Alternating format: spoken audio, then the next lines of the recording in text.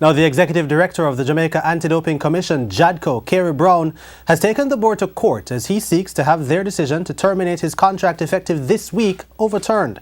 Keon Reyna has the details in this TVJ Sports follow-up.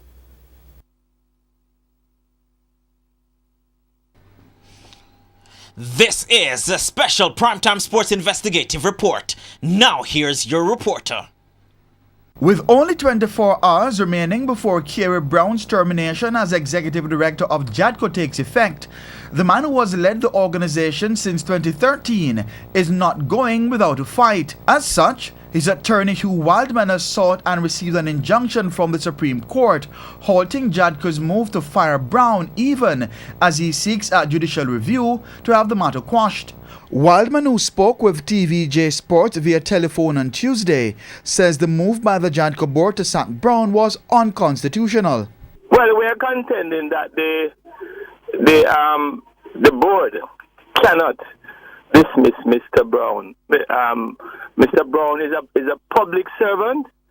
He's appointed under the Constitution, Section 125, and he was seconded to the job as the executive director. That appointment as a public officer remains, in fact, and has been confirmed by Section 10.6 of the JADCO Act. Therefore, he cannot be dismissed at the pleasure of the board.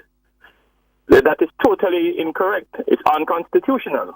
Attorney Wildman also revealed that an initial injunction granted by the Supreme Court last Wednesday was extended today, with the matter to be heard on November 1. Chairman of the JADCO board, Alexander Williams, who had confirmed the board's decision to sever ties with Kerry Brown mainly over procedural breaches on September 11, believes the board remains on solid ground. Williams, who also revealed that JADCO's interest is being represented by attorney Althea Jarrett out of the Attorney General's chambers, is not concerned over Brown's attempt to keep his job. Suffice it to say, we are challenging his application and we feel that we are on strong ground. However, Wildman is confident that Brown will be allowed to keep his job as executive director of JADCO. The law is clear. We have done a number of cases dealing with the removal of public officers from the job, and Mr. Brown falls into that category. Last month, JADCO's chairman Williams told TVJ Sports that a termination letter was issued to Brown after he declined the opportunity to resign. Reporting for TVJ Sports, I'm Keon Reyna. That was a special Primetime Sports Investigative Report.